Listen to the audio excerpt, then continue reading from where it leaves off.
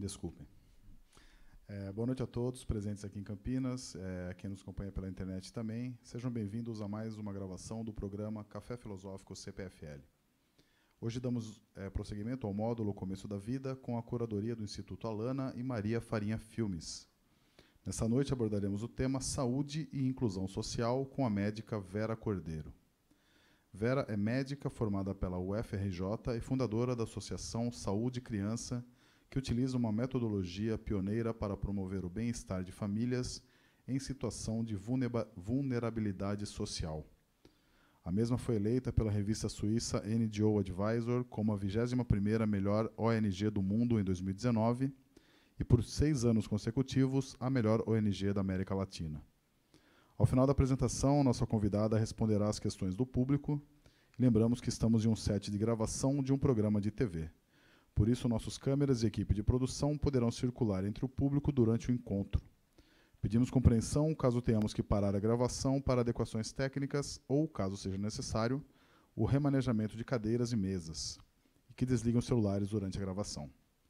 Um bom café filosófico a todos e recebam com palmas a nossa convidada da noite.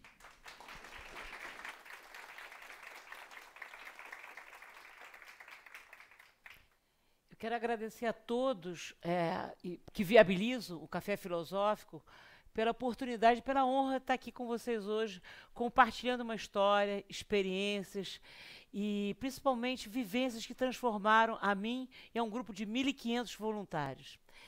Eu queria começar falando sobre a Isabel Allende, a escritora chilena, que ela fala que existe um provérbio judeu que diz o seguinte: o que é mais verdadeiro que a verdade? E a resposta é uma história.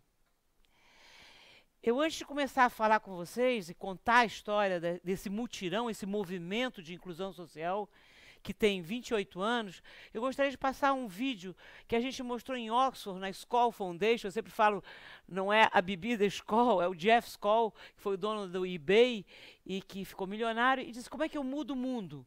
Eu mudo o mundo através de apoiar empreendimentos sociais mundo afora. E a nossa organização é uma das 100 e poucas organizações apoiadas pelo Jeff Skoll.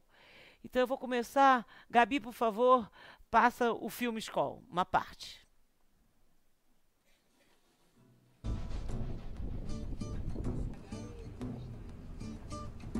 Brazil is such a divided country and such an inequality, one of the worst in the world.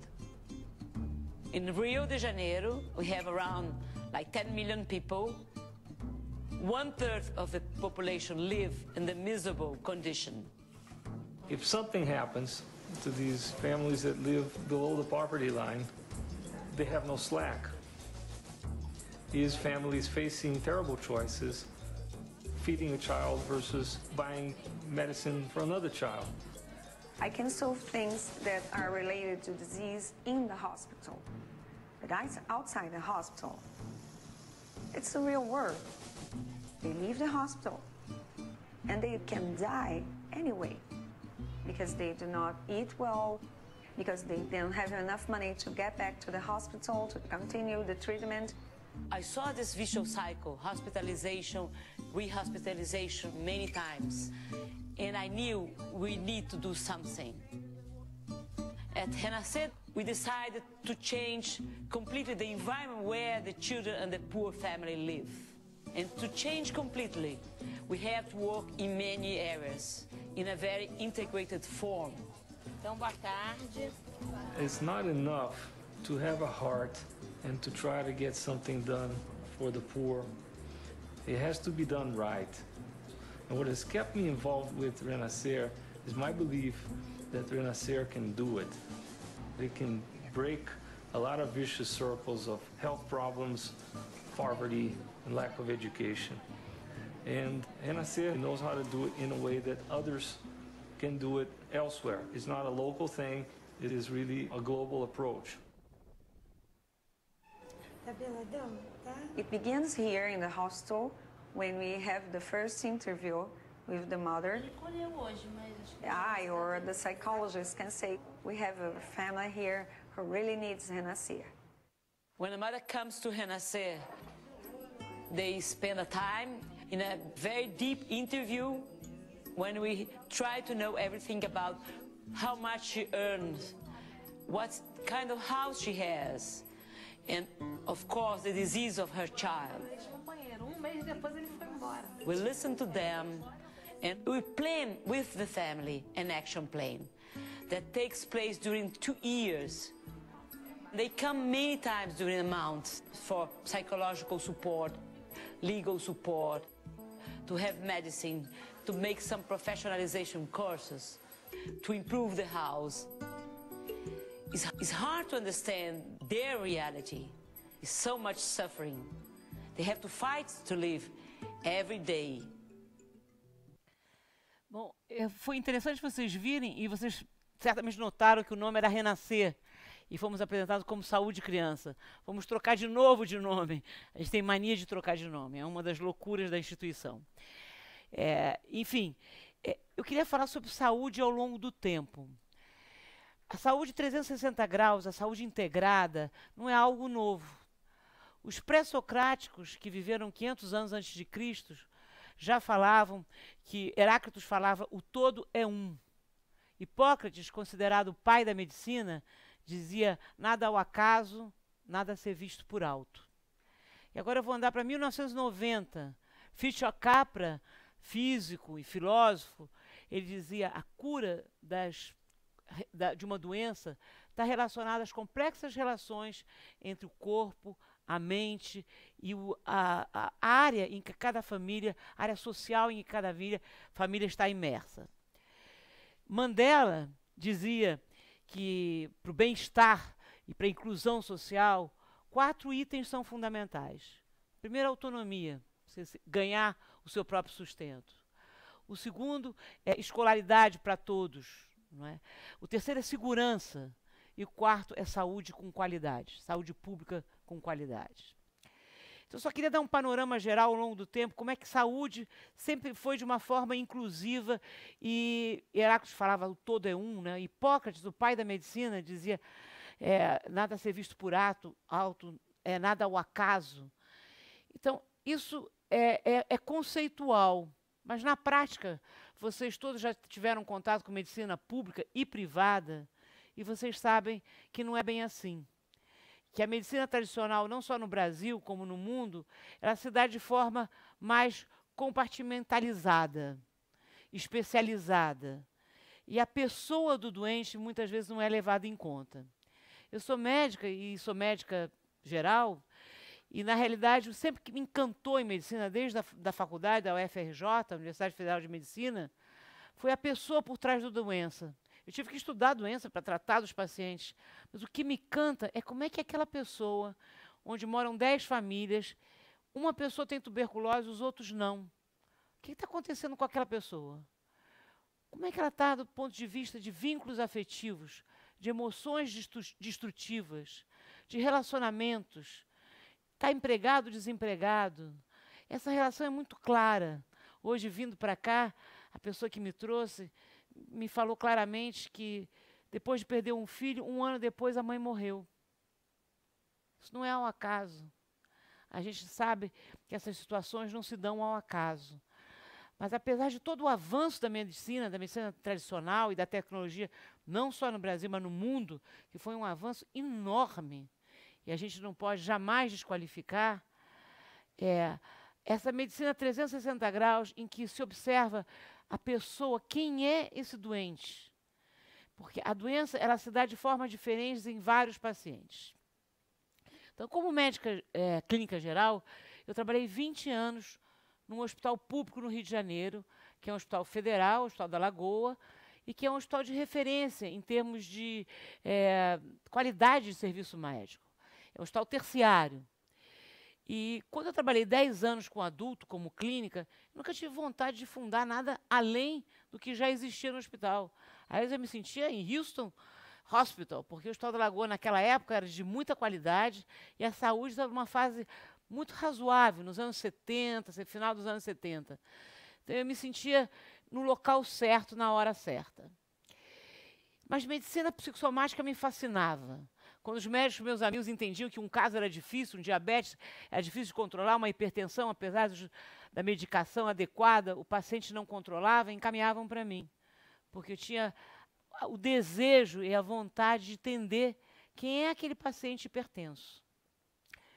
Bom, nessa época eu passei a viver um tempo em Londres e fui conviver em alguns workshops da Clínica Tavistock. A Clínica Tavistock, não sei se vocês já ouviram falar, no Michael Balint. Michael Balint é um médico húngaro, mas que é psicanalista e morou grande parte da vida dele na Inglaterra. E ele criou os grupos Balints, que eu fiquei fascinada quando eu comecei a entender que existia Grupo Balint. Grupo Balint é um grupo em que os clínicos gerais, em geral, trazem os casos de sucesso, mas muitas vezes os casos difíceis em que o paciente recorre e o paciente não melhora, e é uma situação que o médico fica sem saída. O paciente, ainda mais doenças crônicas como diabetes mellitus, hipertensão e etc., o paciente, apesar de toda a medicação adequada, ele não melhora. Então, esses casos eram levados para diagnóstico médico, mas também para estudo da dinâmica familiar em que aquele paciente estava imerso. E eu comecei a coordenar, e coordenei durante 10 anos, grupos Balint no Hospital da Lagoa. E eu ficava encantada, porque eu me lembro uma vez o Arthur da Távola veio falar sobre o amor no grupo Balint, porque as pessoas adoeciam por falta de amor, porque as relações familiares não tinham amor. Isso, vocês sabem, não faz parte do diagnóstico tradicional na medicina praticada no Brasil e no mundo, né? Você correlacionar amor e doença clínica. E eu não estou falando mal dos médicos, porque eu acho os médicos heróicos, principalmente num país como o nosso, para sobreviver com os salários que os médicos recebem em hospitais públicos, tem que ter 3 empregos e consultório. Então, é um heroísmo a que eles estão submetidos na jornada no dia a dia. Mas isso é um problema mundial. A medicina tradicional, no mundo inteiro, na Índia, em diversos países, nos Estados Unidos, em outros locais, ela não leva em conta os determinantes sociais do adoecer. É como se o paciente fosse uma ilha, ele não tivesse inserido numa área social. O psicológico já é mais falado, a psicossomática, hoje em dia, é mais falado do que há 30 anos atrás. Mas o social é omitido. Isso não é ao acaso. É como se a gente sentisse, nós profissionais de saúde, nos sentíssemos sem força para matar um leão por dia e além de cuidar dos aspectos sociais do paciente. Então, eu vou agora contar para vocês, Amartya Sen, o Prêmio Nobel de Economia, ele falava muito, né, que é na saúde que a desigualdade social e que a face mais perversa da pobreza aparece. Porque quando a criança vai para a escola e está passando fome, ela está indo para a escola. Quando ela vai para o pronto-socorro ou para uma unidade de emergência, ela está grave e ela pode viver ou morrer. Quando ela se interna no serviço de pediatria, ela pode viver ou morrer. Vocês sabem a fragilidade do começo da vida, que é o tema desse bloco, que eu tenho a honra de estar inserida. E vocês sabem o final do ciclo, né, o idoso. Mas a criança me chocava. E quando eu fui trabalhar como chefe do setor de psicossomática, onde tinha musicoterapeuta, psiquiatra, psicólogo, clínicos gerais trabalhando, eu só tive coragem, para falar a verdade, quando as minhas 2 filhas entraram na adolescência, porque doença em casa, doença, câncer, enfim, todos os tipos de leucemia, doenças agudas também, doenças infecciosas, eu percebi que é inaguentável. Eu falei assim, não, é muita covardia, eu tenho que enfrentar isso de alguma maneira. Então, eu vou contar para vocês o nascedouro de um movimento que tem 28 anos, um ciclo de Saturno, Letícia. Na verdade, isso é astrologia, eu tenho uma amiga astróloga aqui e eu não posso deixar de brincar com isso. São 28 anos de um movimento, de uma organização que foi se espalhando mundo afora. Mas eu quero contar o começo prosaico, o começo simplório, e a vontade das pessoas, como fomos nos conectando e coletivamente fomos montando uma metodologia. Mas primeiro eu vou contar o que eu via na pediatria. Uma vez, jamais vou esquecer, a Pedrina era uma mãe que vivia na periferia do Rio de Janeiro e foi numa clínica desestruturada tratar um um filho com uma infecção simples, banal, e acabou com a mão necrosada. E essa criança foi para o Hospital da Lagoa, referendada, que é um hospital terciário, para amputar a mão. E eu era responsável para tratar da criança, clinicamente, e para conversar, já que eu era da psicossomática, sobre a amputação com a criança de 4 anos e com a mãe. E eu me senti totalmente despreparada, principalmente num país como o nosso. Quando eu cheguei para Pedrina, mais surpresa eu fiquei. Porque esse doutora Vera eu já sei que tem que amputar. Porque todos os especialistas já vieram, a angiologia já veio, ele amputa ou morre. A senhora tem um emprego para me arrumar? Falei, um emprego? Eu comecei a pensar, não, um emprego, não, eu posso fazer uma vaquinha, emprego, eu não tenho emprego. E eu comecei a imaginar, eu tinha ido esquiar em Leitarro com os meus filhos e com meu marido, eu imaginei a alta dessa mãe para a rua, porque se eu vou mendigar na rua, minha patroa me mandou embora, eu vou sair do hospital para a rua. Então, todo o cuidado médico, com a amputação, com a asepsia, ia ser perdido na mendicância na rua. Sem palavras, eu enfrentei o dia seguinte. No dia seguinte, me veio uma mãe, que ela era a guarda das lojas americanas, e o filho tinha leucemia. Hoje em dia tem várias leucemias que são curáveis, então é mais fácil, mas naquela época era dramático. Leucemia era quase que patognomônico de morte. E as crianças sangravam e sofriam muito para morrer. E essas mães, você sabe, você faz um ciclo de quimioterapia, a mãe vai para casa, ela não tem dinheiro para comprar analgésico nem antibiótico. Então, quando a criança vem para o segundo ciclo, ela está muito pior. E essa mãe olhou para mim e nos meus olhos disse, doutora Vera, eu quero que meu filho morra. Porque se eu pudesse morrer no lugar dele, eu morria. Mas tanto sofrimento, sem medicação, eu não suporto mais. E eu comecei a entender que psicossomática faltava o social nessa palavra. Isso não era ao acaso. A palavra psicossomática já era difundida, o Brasil, através do Perestrelo, Abraham Exman, Júlio de Mello, foi um dos países pioneiros em psicossomática. Mas as doenças são oriundas de aspectos biopsicossociais. Por que faltava o social? E principalmente na pediatria. Eu me sentia rendida. Me lembro uma enfermeira disse, doutora Vera, a senhora foi clínica, trabalha com psicossomática, agora o que a senhora é? Irmã de caridade? Eu dizia, bom, eu na verdade não sei o que eu faço aqui, mas alguma coisa eu vou fazer. E assim como eu percebia meus colegas completamente perdidos. O chefe da pediatria, o Odilon Arantes, ele dizia, Vera, o ato médico não se completa. E não é no Hospital da Lagoa, na pediatria do Hospital da Lagoa. É na Lagoa, em Fortaleza, enfim, na Amazônia, na Índia, nos Estados Unidos. E principalmente na pediatria não foge, não, porque aqui não se completa mesmo. Eu pensei, se o ato médico não se completa, o que eu estou fazendo aqui? E como é que eu me distancio dessa dor? Porque para mim é inaguentável. Bom, eu comecei a entender principalmente que existia um iceberg. A doença era a ponta do iceberg. Por trás da pneumonia tinha um pai desempregado, uma mãe deprimida, tinha um barraco despencando na favela. Então, a pneumonia era a maneira da criança pedir socorro. E nós tratávamos no sintoma. É como se houvesse uma torneira aberta aqui, com água jorrando, e a gente começasse a enxugar e não fechasse a torneira. Essa era a situação que todos, enfermeiros, assistentes sociais e médicos, se encontravam num excelente serviço de pediatria no Hospital de Ponta, no Rio de Janeiro.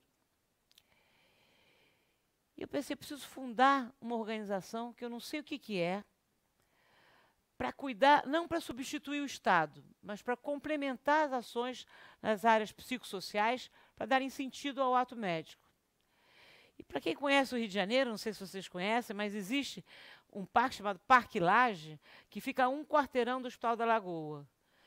E eu resolvi que eu ia me instalar no Parque Lage. Eu e 20 voluntários. E o Parque Lage, a Besanzone Lage, era uma cantora de ópera que viveu mais de um século atrás, era muito rica.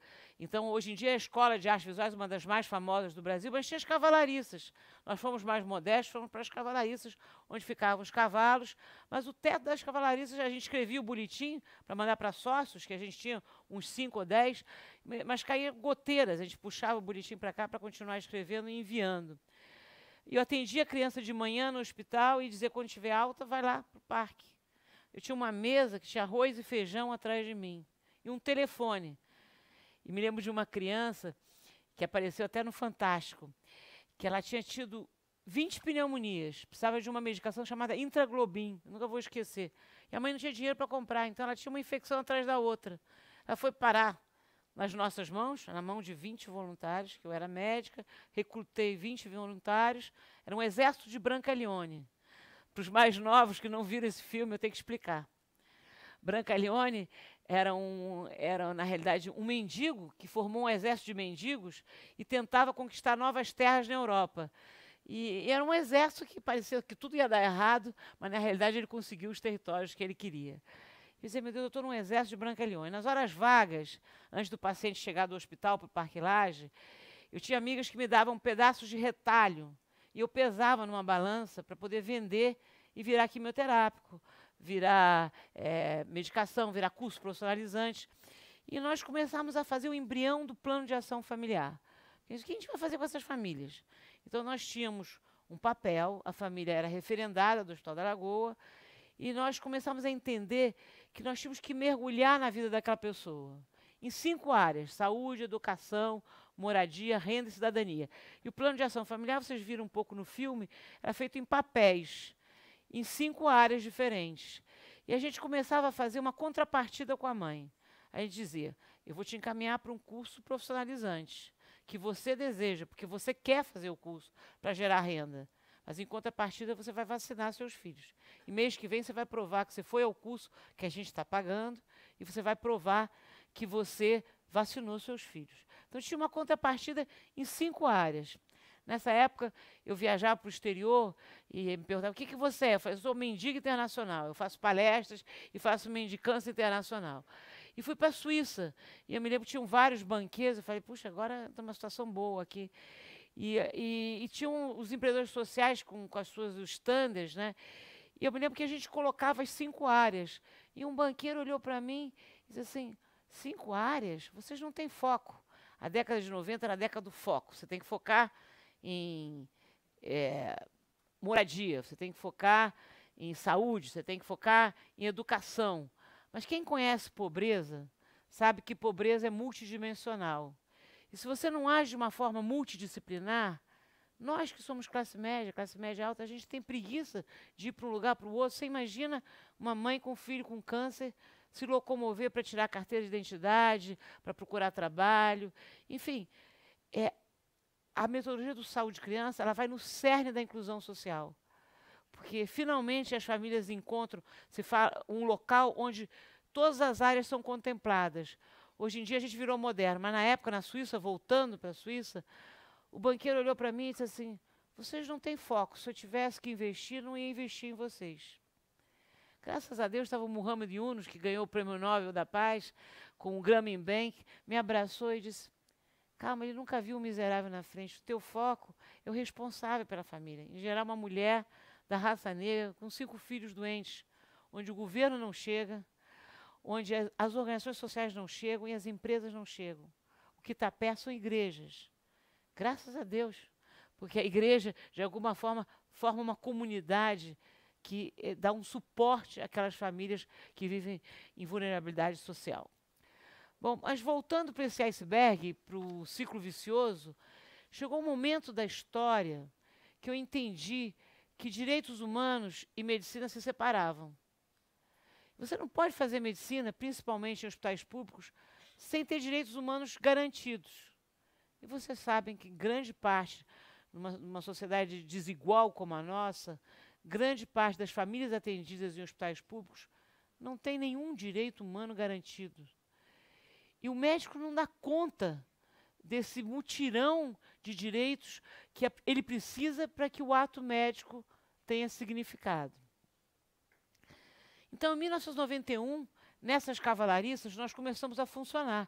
Esse grupo de Brancaleone, de 20 voluntários, que se agregavam, mas eu percebi que existia uma energia de coesão entre a gente, porque aos finais de semana a gente se falava sem parar. E cada vez vinha mais voluntários trabalhar e mais pacientes. Vinha gente do Rodoviária Novo Rio e disse, meu Deus, nós vamos ser presos, porque nós não temos estrutura para dar conta da miséria no Rio de Janeiro. Então, nós começamos a dizer que é só pacientes oriundos do hospital público, né? Fazer um processo de seleção, que foram selecionados. E assim mesmo os mais graves, que os recursos vinham a conta-gotas.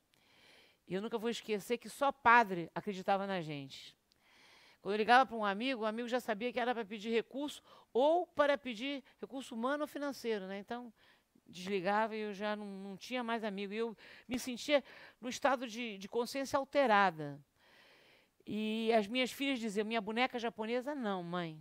Porque elas percebiam que a boneca japonesa ia virar quimioterápico. Meu marido viajava e dizia, cadê aquele relógio de parede? Eu falei, virou antibiótico. E nesse estado de consciência eu permaneci, eu acho que eu permaneço até hoje. Mas, enfim, hoje em dia eu pelo menos tenho uma tribo, que vocês fazem parte, não sabem, mas vocês fazem parte. Bom, segundo essa indignação, porque muitas vezes a indignação não leva à ação. No nosso caso, a indignação de pessoas da sociedade civil e de profissionais desse hospital levavam à ação. E quanto mais a gente trabalhava de forma muito organizada, a gente começou a medir impacto. Primeiro de uma forma informal, né? E só os padres diziam e ajudavam a gente com recursos. Era estranhíssimo, porque sincronicidades aconteciam. Por exemplo, eu me lembro que faltava assim, R$521, na época era outra moeda, Cruzado Novo, não sei exatamente. E uma voluntária da Suíça fez um jogo de futebol e mandou o equivalente em euro de R$521. Eu falei, não é possível, fechou o orçamento. E nós tínhamos pessoas ligadas a direitos humanos, a profissionais de saúde. Um dia me chega uma senhora de capa preta, num dia chuvoso, e disse, eu sou da área de internet, eu funciono para alguma coisa? Eu falei, senta, tem um computador aqui, começa a colocar os dados. Então, era dessa forma prosaica que a gente começou, mas com muita transparência. Nós éramos auditados, vinham pessoas das empresas bastante conhecidas, não vou falar os nomes aqui, vocês conhecem, as maiores 4 auditorias, e fazia auditoria das nossas contas, muito poucas naquela época, poucos recursos, mas elas vinham e caíam uma parte do telhado em cima da auditora. No dia seguinte era outro auditor, obviamente, que ninguém voltava mais naquela situação. E padres acreditavam e diziam, eu fui dar aula na PUC, na Universidade Pontifícia da PUC, no Rio de Janeiro, e os padres diziam extasiados, vocês tocam no sagrado. E eu pensava, padre, mas com que recursos? Vocês vão atrair recursos.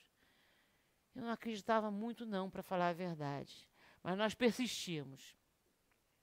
E o embrião do plano de ação familiar, que é o nosso core business, que é o nosso DNA, que é o que propaga, vocês vão ver mundo afora, que é esse plano em 5 áreas, multidimensional, ele caminhava cada vez mais. E eu fui eleita fellow da Ashoka. Eu gostaria que levantasse a mão quem conhece a Ashoka aqui na plateia. Então eu tenho que falar um pouco sobre a Ashoka. É um pretexto. A Ashoka é uma organização internacional porque eu não tinha mais identidade, eu não me sentia mais uma médica tradicional, eu não era uma especialista em psicossomática, eu não era nada, eu era uma pessoa que atendia de manhã e pesava trapos em umas cavalariças. E eu apliquei para a Ashoka, que eram 9 meses, era um parto para você ser eleito fellow da Ashoka, que é uma organização internacional fundada pelo Bill Drayton, que pouca gente conhece, mas é o Gandhi vivo planetário. Tem 3.000 fellows no mundo inteiro. E o Bill tem uma frase famosa que diz o seguinte, o fellow não dá o peixe, não ensina a pescar, mas ele quer mudar a indústria da pesca. Então, ele acha que a gente tem que fazer uma mudança sistêmica, não só cultural, mas por área. E a gente, sem saber, naquele exército de Brancaleone, nós estávamos mudando o sistema de saúde. De uma forma muito peculiar e molecular naquela época, né? Não posso nem dizer isso, mas vocês vão ver o avançar da instituição e vocês vão entender aonde nós chegamos. E tive a sorte de conviver com o Betinho. Quem conhece o Betinho, por favor, me avisa. que foi um sociólogo que fez o maior movimento da sociedade civil que esse país já teve. Eu nunca vi nada parecido. O país levantou. E era uma campanha contra a fome e a miséria, que era distribuída nas agências do Banco do Brasil, Brasil afora. Ele ia para a televisão e dizia assim, não acreditem em mim, acreditem em vocês. E as pessoas, diante de um sociólogo que recrutava brasileiros país afora, se doavam inteiramente.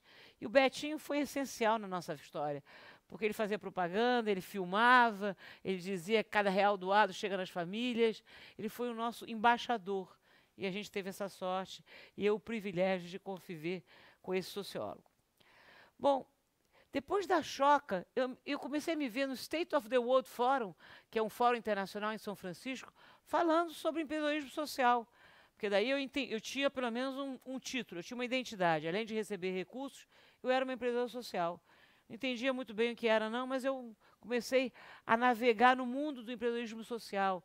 E assim como existem homens de negócios, né, que têm um drive para negócio, o empreendedor social tem o mesmo drive, só que o resultado é o impacto social.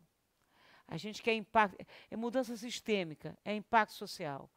Mas a Choca tem uma frase muito célebre que Bill fala, que é assim, todos nós somos agentes de mudança. Saibamos ou não saibamos, cada um aqui e que está nos ouvindo é um agente de mudança. E a gente pode levantar esse país. Bom, desse ciclo vicioso que as famílias viviam e que nós, como instituição, vivemos durante vários anos, até o início dos anos 2000, por aí, até... Enfim, eu fui eleita logo em 93, fellow da Choca. A Choca reconheceu quando nós estávamos no nascedouro da instituição. Mas depois, por volta do ano 2000, eu virei fellow da Schwab, da Vina, da Skoll Foundation. Eu sempre falo que fez o filme, não é a cerveja, é o Jeff Skoll, o dono do eBay, que ficou milionário e é um homem inteligentíssimo que resolveu apoiar empreendimentos sociais que estão mudando esse planeta, que eu espero que vocês conheçam mais ao longo do tempo. Também a White Martins, nosso maior patrocinador, a Ursula Hills Foundation, uma fundação alemã, a Schwab, começou a nos apoiar, e a Vina. Então, organizações internacionais e nacionais começaram a apoiar. Então, nós começamos a entrar num ciclo virtuoso.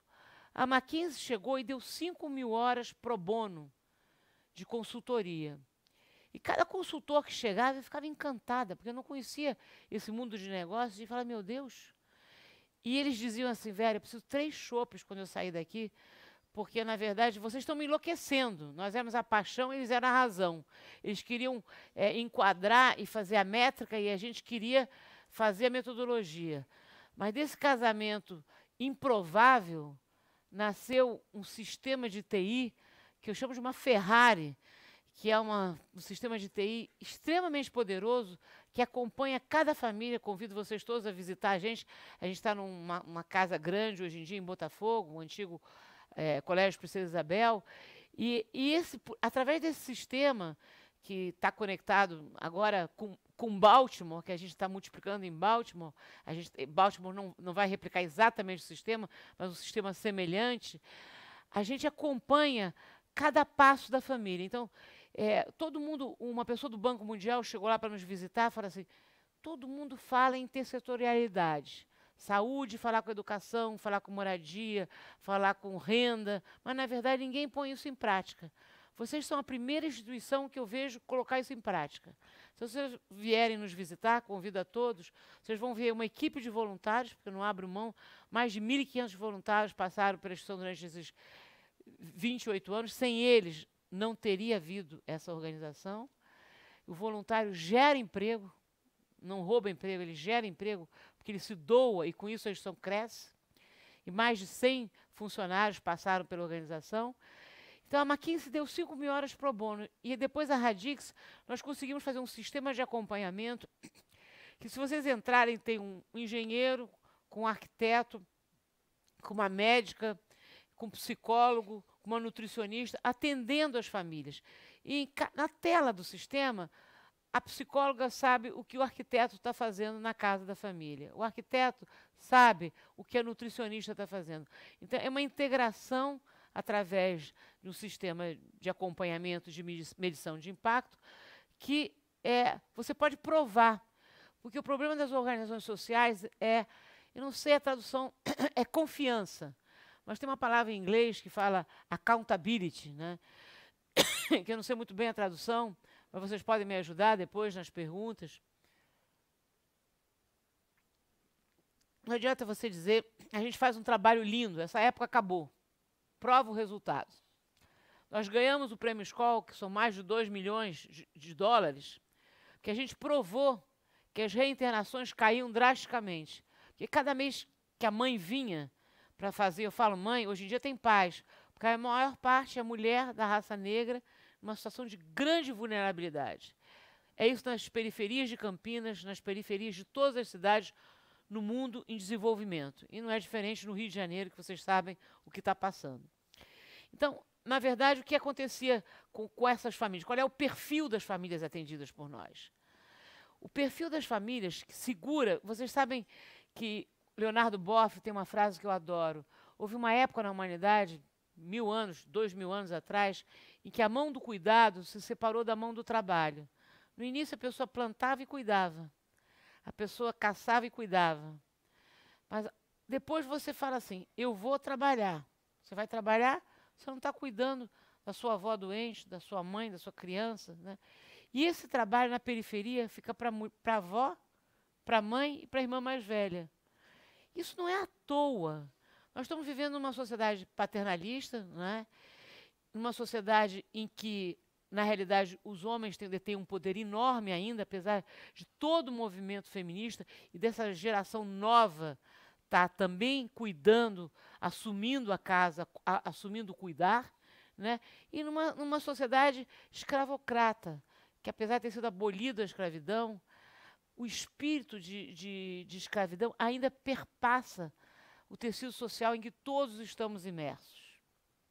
A gente pode falar em uma sociedade preconceituosa, em que a gente, olhando uma pessoa, você sabe a que status social essa pessoa pertence. E você tem uma relação diferenciada com as pessoas.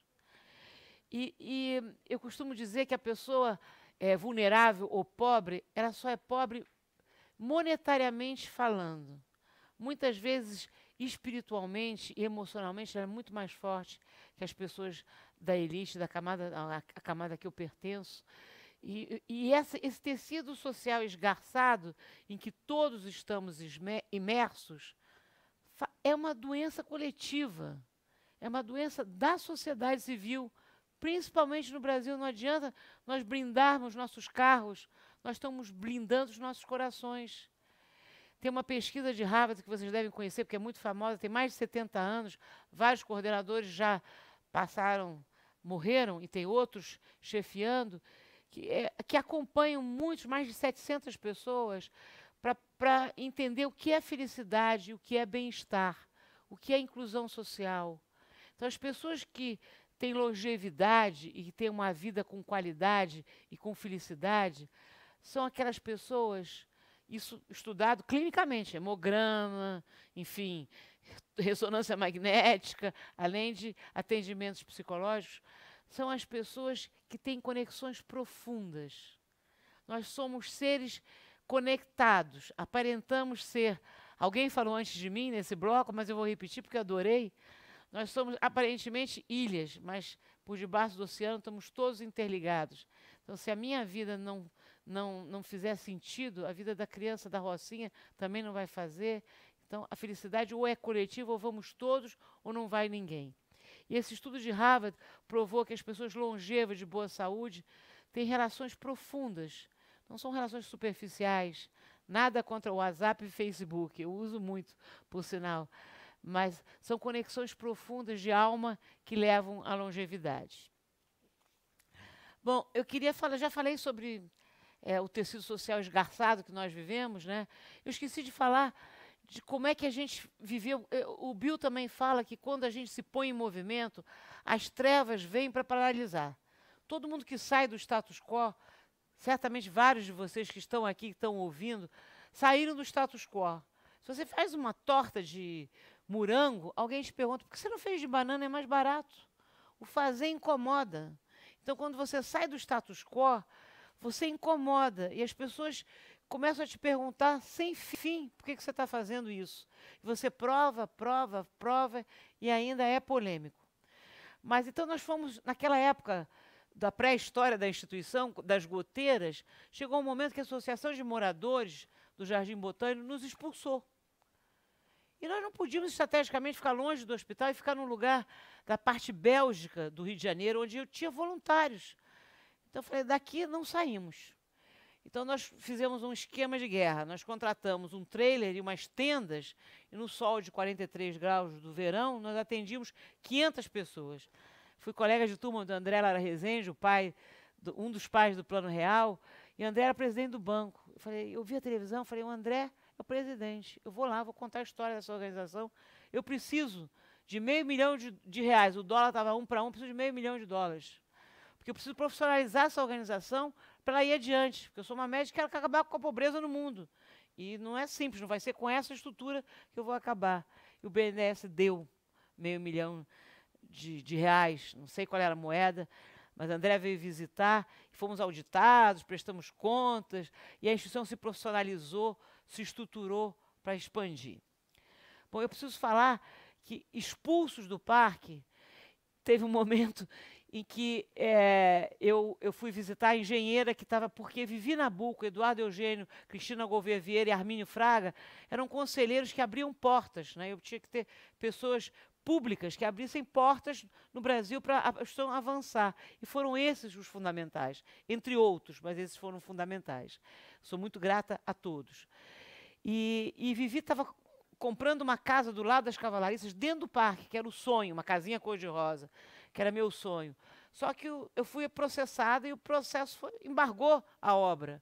Eu fui na engenheira, na Olinda, falei, Olinda, não dá para trabalhar final de semana, não. Final de semana eles não vão perceber, não tem fiscal. Continua a obra, pelo amor de Deus, eu não posso sair desse parque. Vera, você já está processada, quer ir presa? Aí eu me lembro, nós distribuímos 100 plásticos, porque nós não tínhamos muito dinheiro para marketing, com o nome da instituição para botar atrás, no vidro de trás do carro.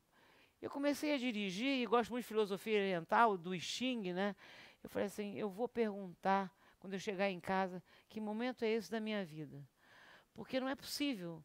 Aí eu falei, bom, se Deus é pai, as forças cósmicas existem, eu vou começar a brigar com Deus. E eu dirigia na Barra da Tijuca e dizia assim, olha aqui, se Deus existe, se força cósmica existe, qual é o job description? O que Deus faz? Eu quero saber, eu quero por escrito, porque se não cuida de crianças com câncer, cuida do quê? E para falar a verdade, eu não estou com muita paciência mais, não. Eu não tenho mais como continuar, porque eu vou ser expulsa do parque, e com uma sede praticamente pronta. Eu não quero nem chegar em casa e consultar a filosofia oriental, eu quero uma resposta pragmática. Eu me lembro até hoje, porque esse fato pode passar várias encarnações e eu não vou esquecer, eu estava dirigindo, chorando e brigando com Deus, como passa um carro com plástico com o nome da nossa instituição. Eu falei, bom, primeiro eu não acreditava totalmente em forças cósmicas. E segundo, que respondia tão rápido assim. 4 meses depois, estava a doutora Ruth Cardoso inaugurando a sede nova. E a doutora Ruth dizia, tudo que o projeto, que a Comunidade Solidária sonha e espera ver realizado aqui nesse país, está aqui nesse projeto. Bom, com essa força e com as organizações internacionais que a gente já pertencia, nós começamos a percorrer. Eu fiz 54 palestras em 16 países e 114 no Brasil. Então, alguma experiência eu tenho de palestras. E, segundo a Organização Mundial de Saúde, é importante falar isso para vocês. Eu não sei se vocês têm noção disso, mas 1/3 das mortes que acontecem diariamente, 1/3 das mortes que aconteceram hoje, no mundo, acontecem relacionadas às doenças ligadas à pobreza, facilmente curáveis a baixo custo. Infecção, pneumonia, desnutrição. Então, se a gente quiser acabar com 1/3 das mortes no planeta, acaba com a pobreza. Você vai acabar com 1/3 das mortes. Bom, eu acho que também a Organização Mundial de Saúde, ela define saúde não pela doença, né? Quem é médico, quem é da área de saúde nessa sede, desculpe, era o lugar onde eu estava, no Café Filosófico, e aonde estão nos assistindo, sabe que nas escolas médicas você aprende tudo sobre doença. E acho que também nas escolas de psicologia você aprende muito psicopatologia, nada sobre saúde.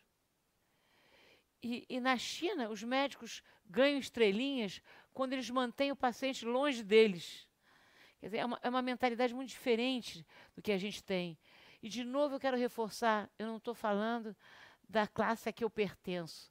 Os médicos nesse país são heróis vivos. Claro que essa regra não é válida para todos, mas a grande maioria que vive nos hospitais públicos são heróis, porque a pior tragédia, eu já falei isso, a Amartya Sen, Prêmio Nobel de Economia, eu vou repetir, falar que a pior tragédia desse país está na saúde, nos hospitais públicos.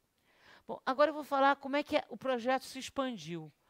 Nós mudamos de sede, da sede da Casinha Cor-de-Rosa. Outra sincronicidade é que quando eu fui criada em Bangu, que é um subúrbio do Rio de Janeiro, e meus pais fizeram uma casinha de bonecas que eu entrava dentro, que era uma casinha cor-de-rosa com o mesmo layout da casa dentro do Parque Lage. Quando eu olhei a casa do Parque Lage, foi a sede inaugurada pela doutora Ruth, eu falei, eu já vi essa casa antes. Então, eu comecei a perceber que várias sincronicidades começavam a acontecer.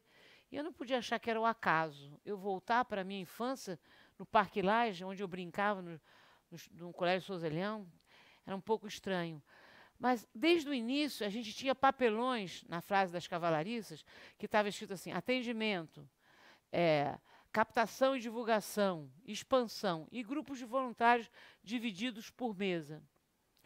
E vinham assistentes sociais, médicos de outros hospitais públicos do Rio, porque eles sabiam que nós estávamos fazendo alguma coisa diferente. E eu dizia assim, vocês vieram copiar o quê? Cartolinas? Nós não sabemos nada.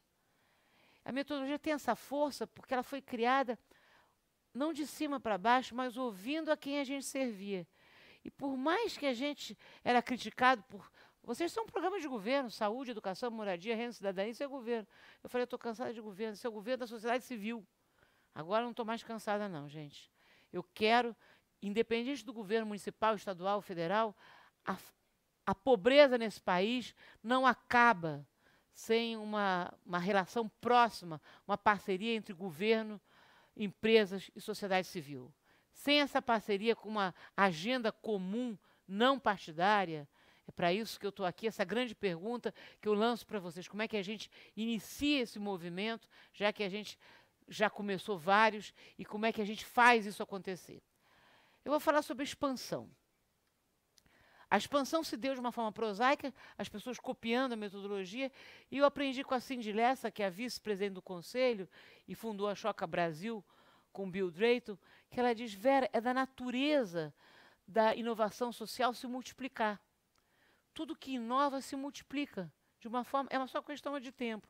Nós fomos há pouco tempo para Harvard, porque virou um case em Harvard, e as pessoas perguntaram, mas por que vocês querem expandir? E essa frase é muito clara, né? A expansão se deu a gente querendo ou não. E com o dinheiro da Skoll Foundation, a gente expandiu em 23 organizações, em 6 estados do Brasil, perto de 23 hospitais públicos. E mais do que isso, nós viramos política pública. Um dia, o Francisco, ele trabalhava na Vina, ele falou assim, vocês estão fazendo um projeto de governo. Eu tenho relações com a equipe técnica do governo de Belo Horizonte que funciona. Vamos fazer esse trabalho no governo de BH. E Marcelo Mourão, que era o gerente de BH Cidadania, na época, a gente começou uma parceria que durou 4 anos para transferir. E eu fiquei encantada com a equipe técnica. Tem gente do Banco Mundial que diz, quando eu quero entender de pobreza, eu vou para BH, porque a equipe técnica é excelente. Não precisa ir para a África, porque tem um problema e tem a solução. E eu vivenciei isso, porque a equipe técnica de BH, ela ficava, primeiro era um grupo, porque nada solitário funciona. Era um grupo de técnicos que viam e voltavam para o Rio de Janeiro durante 4 anos, e eu ia e voltava. Até que um dia eu chorei, porque eu cheguei numa sala, como fosse essa aqui, e tinha um grupo conversando sobre como encaminhar pacientes para o Família Cidadã BH Sem Miséria, que nada mais era do que o plano de ação familiar. E um outro grupo estudando como dar alta do Família Cidadã BH Sem Miséria. tinha virado programa de governo. E como é que eles faziam a triagem das famílias? Porque não podia ser mais famílias selecionadas num hospital. Era um programa de governo. As ONGs, eu não gosto de chamar de ONG, porque você não chama uma coisa pelo que ela não é. As organizações do setor cidadão, elas na realidade, hoje em dia, estão muito mal faladas, né? O Brasil é um celeiro de organizações sociais lindas, maravilhosas, mas vocês não têm ideia do que existe, porque não aparece na mídia. E não é dito por mim, o Brasil é considerado um celeiro de inovação e de organização social, mas vocês não vão ver na mídia, com raras exceções. Mas isso é uma outra história. Eu estava em BH e quando eu vi que virou programa de governo, eu queria entender como é que eles selecionavam as famílias que iriam para esses programas específicos, né? Então, eles tinham um banco de dados muito bom e eles conseguiam chegar em 21 critérios de vulnerabilidade social. Idoso na família, criança doente, a moradia sem dignidade. E, vendo esses critérios, eles chegavam nas 50 famílias mais vulneráveis de determinado CRAS, Centro de Referência de Assistência Social. E com essas 50 famílias, eles começavam o plano de ação familiar, que durava 2 anos. E eu perguntava assim, mas como é que o governo... A gente pode dar alta, mas porque a gente explica para as famílias desde o início, olha, você vai ficar em média 2 anos, vindo e voltando, uma vez por mês, ou mais vezes por mês, durante, em média, 2 anos. Tem famílias que ficam 4, tem famílias que ficam 1 ano, mas a média é 2 anos. Eu falei, como é que o governo vai dar alta? Que responsabilidade? Depois, se a família desmoronar, como é que o governo vai se responsabilizar? E aí eu entendi que existem diversos programas de governo na área social, o governo encaminha para outro projeto. E esse programa funcionou maravilhosamente bem. Você sabe que programas de governo, às vezes, eles são hidratados, de acordo com verbas, e às vezes desidratados. Mas o programa Família Cidadã não pode ter fim. E se num município do Brasil deu certo, imaginem esse programa nos mais de 5.000 municípios do Brasil. Quando eu tenho que falar rápido, com o meu papel de mendiga internacional, eu entro no elevador e eles perguntam, o que é o instituto que você trabalha? Família, é um Bolsa Família com pós-saída. É da miséria à dignidade para sempre. Eu tenho slogans rápido para elevador, para poder... porque é complexo explicar. Então, nós expandimos. E depois a gente começou a virar referência em determinantes sociais do adoecer, porque ninguém sabia o que era isso. Nós fomos pioneiros, sem saber, né? Não foi por vontade própria, foi por desespero, por eletrocardiograma, 1 por semana, que a gente criou essa metodologia coletivamente. Não fui eu que criei essa metodologia. Foram voluntários, McKinsey, a Choca, a Vida, enfim, eu já falei sobre isso. Mas, enfim, uma enfermeira PhD de Baltimore. Baltimore é uma cidade clone do Rio de Janeiro, com a mesma... um pouco menos violência, mas com uma Universidade de Maryland, ligada à Universidade de Maryland, Yolanda Ogbulu, ela vai começar agora em setembro, nós levamos 3 anos transferindo a metodologia para Baltimore. Então, por incrível que pareça, nós vamos virar consultores pagos pela Robert Wood Johnson Foundation em Baltimore. E o Brasil não sabe que isso existe.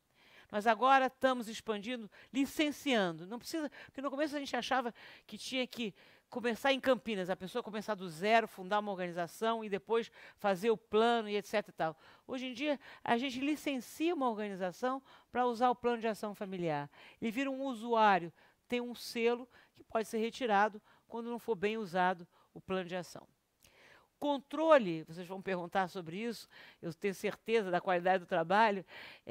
Atualmente, eu vou explicar, nós temos uma posição. Durante muitos anos, nós tínhamos o controle bastante razoável, através de workshops, visitas às organizações irmãs, com o mesmo DNA, mas com a administração autônoma, Brasil afora. Mas hoje em dia não, hoje em dia a gente percebeu que a melhor forma de expandir é licenciando. Bom, eu espero que eu tenha falado um pouco sobre a expansão, dado um panorama geral.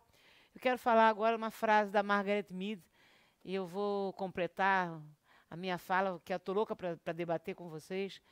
Mas a Margaret Mead é uma antropóloga americana, tem umas coisas para falar, não vou terminar já não. A Margaret Mead é uma antropóloga americana que ela dizia assim, já morreu, né? E ela dizia o seguinte, nunca duvidem de um grupo muito comprometido de pessoas. Eles podem mudar o mundo. Aliás, só eles podem. Se vocês pensarem na história do Médicos Sem Fronteira, pegar um projeto que todo mundo conhece, É um projeto que mudou. Né? É claro que não muda tudo, não acaba tudo, mas se vocês pensarem na Choca, na Vina, na Schwab, na Skol, vocês vão ver que são projetos, plataformas que estão mudando o mundo, estão fazendo coalizões, na Schwab Foundation, do Klaus Schwab, vocês vão ver que são organizações amplas, com muitos recursos, que estão mudando o mundo. E, de novo, voltando, Ariano Suassuna, que me inspirava tanto, que eu soube, que fez parte do Café Filosófico, tenho a honra de participar, e a gratidão a Marta e a todos que fazem esse programa. Ariano Suassuna fala que o brasileiro é criativo e inventivo. A gente não sobreviveria, a mortalidade seria muito maior. A gente vive uma guerra civil, 60 mortes por ano, 60 mil mortes por ano. Né? E isso não nos leva a... Está na hora, gente, de nós fazermos uma parceria governo, empresas e sociedade civil para virar a mesa. Virar a mesa pactuando, com transparência, com metas, e com a sociedade civil supervisionando. Por que eu sou fã de voluntário? Uma organização social ela tem que ser muito transparente para aceitar voluntário. Porque o voluntário é auditor. O voluntário não tem emprego a perder. Então, se ele vê algo errado, ele sai falando mal da organização. Então, se a gente faz uma parceria, governo, empresa e sociedade civil, e voluntários ficam auditando as metas que a gente tem para os próximos 5 anos, essas metas vão ser cobradas. Eu não tenho nada contra vão ser cobradas. Eu não tenho nada contra movimentos de rua, partidários ou não partidários, todos têm a sua razão de ser. Mas eu acho que a gente tem que sair do fla-flu. Eu acho que a gente tem que ser mais propositivo, porque foi sendo propositivo que o Betinho fez a maior campanha contra a fome e a miséria. Nós temos que propor e acompanhar. O Mandela tem uma frase que eu adoro. Tinha uma fase da instituição que nós começamos a aparecer na mídia. E eu pensava assim, meu Deus, será que nós estamos numa ego-trip? Porque a gente tem que se autoconhecer, né? Será que a gente quer aparecer na mídia para aparecer? Será que é isso? A gente fez tudo isso para aparecer? E aí, sem outra sincronicidade, uma estagiária que estava num workshop comigo, disse, Vera, eu tenho uma poesia do Mandela, ela não sabia do conflito interno que eu estava passando, disse, eu tenho uma poesia para te dar. Eu falei, me dá poesia, adoro poesia, me dá poesia. E a poesia era uma fala do Mandela, não era bem uma poesia, era uma fala do Mandela, que ele diz o seguinte, nós somos todos crianças do universo. Quando você não mostra a sua própria luz, você não faz bem nenhum para ninguém. Que muita gente diz, eu sou muito modesta, não quero aparecer. Isso não é modesta. A verdadeira modesta aparece. Porque a quantidade de luz que todos temos é igual. Ninguém tem mais luz do que ninguém. Mas Mandela dizia que quando você mostra a sua luz, você abre caminhos para que outras pessoas mostrem a sua própria luz. Vou contar um outro causo nos causos. Quando nós ganhamos o Prêmio Skol, fomos 16 pessoas, no ano de 2006, lá em Oxford, uma pessoa, Karen Tsek, que é uma empreendedora social que trabalha com presídios, pessoas pobres que vão para presídios porque roubaram uma fralda e ficam 5 anos presas. A Karen falou, Vera, você lembra de mim? Eu falei, eu sou péssima para nome, eu não me lembro, desculpa, eu não me lembro. Eu ouvi você falar há 7 anos atrás, minha vida emocional estava terrível e profissional também. Eu estou aqui do seu lado ganhando o Prêmio Skol. Eu falei, isso é o maior prêmio que eu tenho. Então, a gente não pode menosprezar as palavras, porque ela tem uma força enorme. Voltando para a proposta que eu já falei, essa proposta é com vocês, né, como é que a gente caminha, como é que a gente muda esse país, como é que a gente acaba com a pobreza, o problema é com a miséria nesse país. Tem 13 milhões de desempregados e mais ou menos a mesma quantidade de 13 milhões de pessoas passando fome. Na 7ª, 8ª economia do mundo. Essa sociedade em guerra civil que a gente vive. Está na hora de colocar um fim nisso. Eu quero dizer que um outro obstáculo para as organizações sociais, que são laboratórios, porque o governo não pode fazer experiência. O governo tem que fazer uma metodologia comprovada, porque senão ele vai pecar de uma forma terrível. Mas uma organização social pode inovar. Então, essa organização social, governo e empresa, os empresários têm uma capacidade de empreendedorismo enorme, né? Tem vários aqui na plateia, Mário, meu grande amigo, que está mudando o mundo sem saber. essas pessoas, não adianta, se você não mexer com as empresas no mundo inteiro, se você não mexer com a mídia, com a sociedade civil e com governos, você não transforma esse planeta. Mas a mídia, eu tenho um amigo Marcos Sá Correia, era jornalista, e ele dizia que a mídia, depois ele virou empreendedor social, que a mídia, no mundo inteiro, não é um problema do Brasil. A mídia cobre a corte, cobre os governos, cobre a economia, cobre escândalo de famosos, cobre alguma coisa de antropologia, de sociologia, mas o Brasil é um celeiro de experiências sociais. Eu tenho mais de 400 fellows da Ashoka, que vocês nunca ouviram falar em Ashoka, muito menos no trabalho deles, e não vão ouvir falar, porque não tem visibilidade. Não tem a sorte de entrar num café filosófico como eu tive. E David Bornstein, que é um jornalista muito famoso hoje em dia, ele está fazendo uma mudança sistêmica na mídia. Porque conversando com ele me disse, Vera, não é só no Brasil que a mídia é assim. Eu conversando com jornalistas, eles me diziam, Vera, notícia é quando o homem morde o cachorro, não é quando o cachorro morde o homem. Notícia boa não vende. E o David está provando, o David escreveu Como Mudar o Mundo, How to Change the World, né, um livro famosíssimo, que foi traduzido em 10 línguas, mostrando a força da sociedade civil e de empreendedores sociais. E também um brasileiro, gente, que eu faço questão, porque Celso Greco, um fellow da Ashoka, que acabou de lançar esse livro, A Decisão que o Mundo Precisa, que nada mais é que a palestra de hoje, saúde e inclusão social. Não existe saúde sem inclusão social.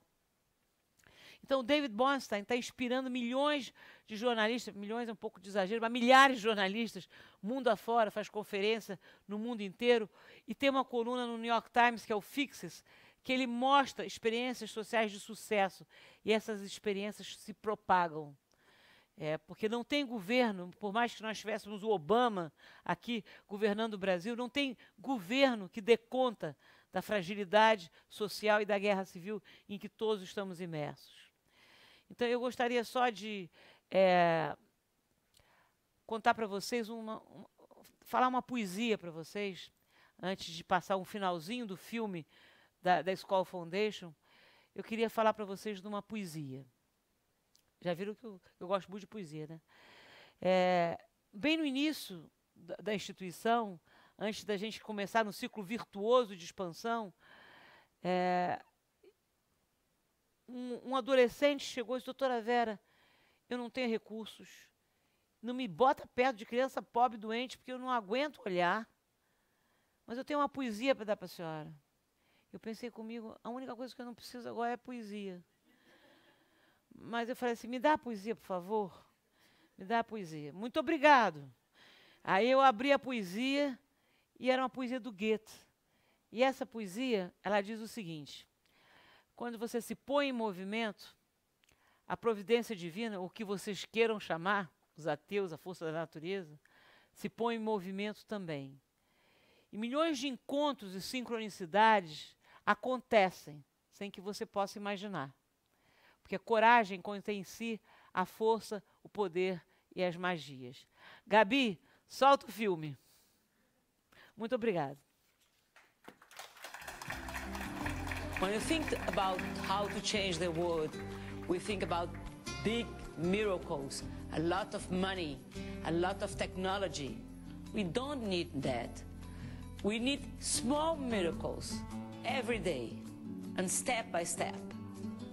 We can end poverty in this world with the technology that we have already, with the simple methodology that we need to transform the world. And with the willingness to do that, we can change the world. Gente, perguntas.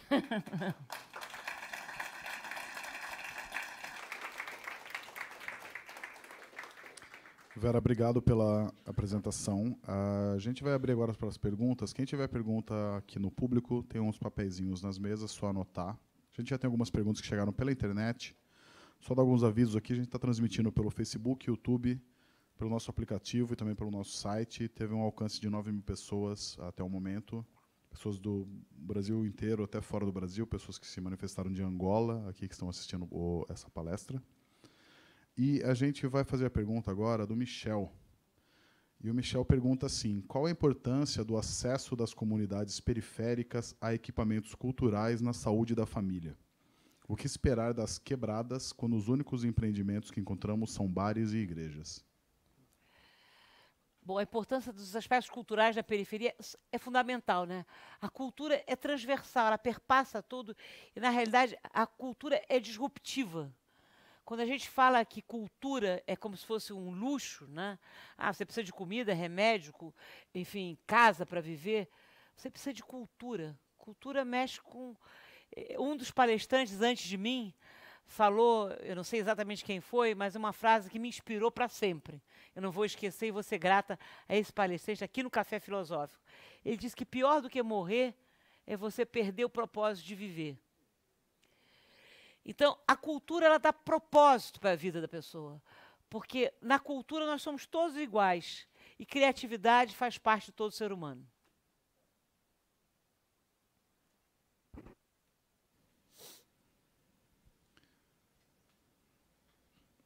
A Virgínia pergunta como falar em cuidados nos primeiros 1000 dias de vida quando temos que trabalhar, pais ou mães, já no dia seguinte. Essa pergunta é terrível, eu já temia. Porque realmente, finalmente o mundo e os ministros atualmente em Brasília, tem muitos ministros e uma comissão de congressistas que visitaram a gente, o governo está ciente de que a primeira infância é tudo. Né? O adulto, não importa se ele nasce, eu vou falar do Rio de Janeiro, que eu não domino Campinas, mas não importa se ele nasce na favela da Rocinha ou na Vieira Soto. Você pode nascer na Vieira Soto, que é uma área nobre do Rio de Janeiro, e ter uma infância sem vínculo, e você vai ser um adulto disfuncional. E você pode nascer na Rocinha, se você tiver afeto, chão de terra e vínculo, você vai ser Beethoven. Então, a primeira infância é fundamental, mas ela está provocando, dizendo assim, como é que você pode cuidar da primeira infância se no dia seguinte, 4 meses ou 6 meses depois, você tem que voltar a trabalhar? Primeiro, isso é inaceitável. Como a gente pratica movimentos, eu acho que um dos movimentos que nós temos que fazer é para aumentar em 1 ano a licença maternidade. E em alguns países, vocês sabem, nórdicos, o pai também se alterna, a mãe trabalha, o pai trabalha. O primeiro ano de vida é decisivo. Então tem que ter uma figura de referência. Até que o Brasil, comparado com os Estados Unidos, a licença maternidade é maior. Nos Estados Unidos é pior. Mas essa pergunta dela é crucial. Porque se tudo é formado na primeira infância, e eu estou fazendo parte, eu tenho a honra de fazer parte do bloco Primeira Infância e do filme Os Primeiros 1000 Dias da Vida da Criança, que é onde tudo é formado e o mundo só vai mudar, porque as pessoas investem em carro, em PhD, em moradia, mas não se investe na primeira infância. Então, se a primeira infância não forem formados vínculos de qualidade, não vai haver ser humano capaz. O mundo vai continuar essa loucura que nós todos vivemos. Eu não preciso falar no que nós estamos vivendo agora, no nosso país e no mundo. Então, eu não tenho resposta para essa pergunta. É uma situação cruel para a mãe e para o pai, porque o pai, hoje em dia, gerações de homens mais jovens participam do cuidado. Vai no cerne do coração da mulher se separar para ir para o mundo do trabalho. O que eu proponho é uma mudança para 1 ano, talvez intercalando o pai e a mãe, para voltar ao trabalho depois de 1 ano e investir na pessoa humana, na criança, que é o maior investimento que a gente pode fazer. Boa noite. Aqui, ó, desse ladinho aqui. Meu nome é Herculano e tem uma preocupação bastante grande que se chama, eu acho que o Estado é um empecilho à oferta de saúde. E ele faz isso através de um negócio chamado regulamentação. E a regulamentação da medicina é tão exigente que os cursos de medicina custam de 8 a 14 mil reais. Em Campinas custa 15, talvez, hoje, a São Leopoldo Mandique.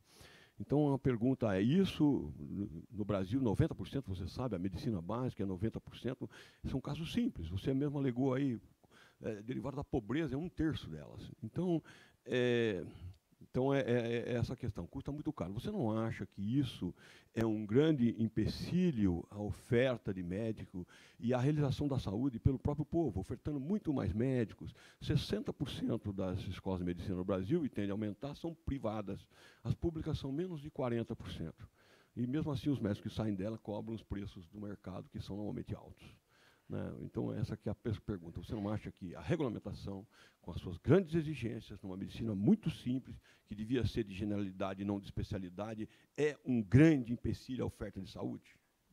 Eu acho que concordo totalmente com o que você está falando, porque, na verdade, eu tive um paraninfo, Rodolfo Rocco, que ele dizia que 80% das consultas médicas no consultório dele tinham a ver com os aspectos psicológicos. A pessoa tinha gastrite, mas a doença era o estado em que se encontrava essa pessoa. Então, a maior parte das doenças é de fácil tratamento. Os pronto-atendimentos, os ambulatórios. No Rio tem clínicas de família, que hoje em dia estão numa fase de... Enfim, eu não prefiro não entrar em detalhes, mas as clínicas de família foram uma ideia genial, porque ficavam perto das periferias e na beira do morro, e grande parte das doenças eram curadas a baixo custo. Mas essa atenção primária à medicina não é valorizada. Cada vez mais, o próprio médico tem uma parte de culpa nisso, porque a relação médico-paciente ficou mais distante. Então, é pedido, muito dos casos médicos se resolve na relação médico-paciente. Quando o médico compreende o paciente, ele vai caminhando na doença e no tratamento, e o paciente se sente cuidado, e nas doenças que são crônicas, ele se sente com a doença controlada, e nas curáveis ele é curado. Mas o generalista, o médico geral, o pediatra, só para dar um exemplo, o pediatra que, em geral, era um generalista, nos postos de saúde, nas clínicas de família, não existiam. Era o profissional mais raro. Isso faz parte de uma especialização, de uma fragmentação, que tudo se resolve com vários exames. Vamos pedir uma tomografia, uma cintilografia, enquanto que, muitas vezes, uma anamnese mais profunda resolve o problema do paciente. Eu concordo totalmente com o que você falou.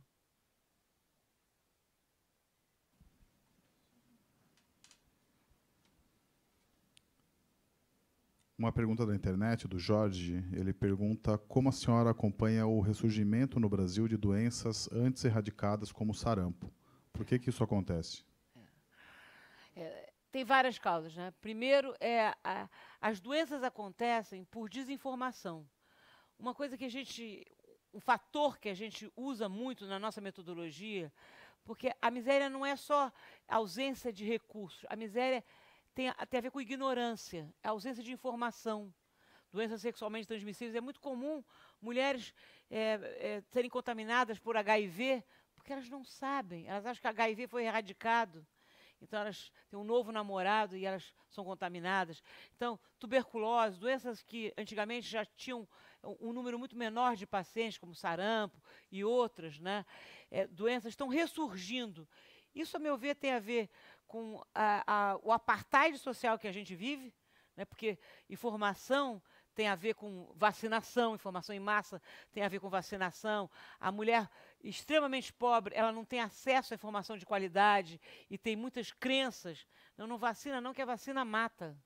Então ressurge o sarampo. Tem a ver com ignorância, no sentido de desinformação, e tem a ver com o aumento da miséria, da pobreza.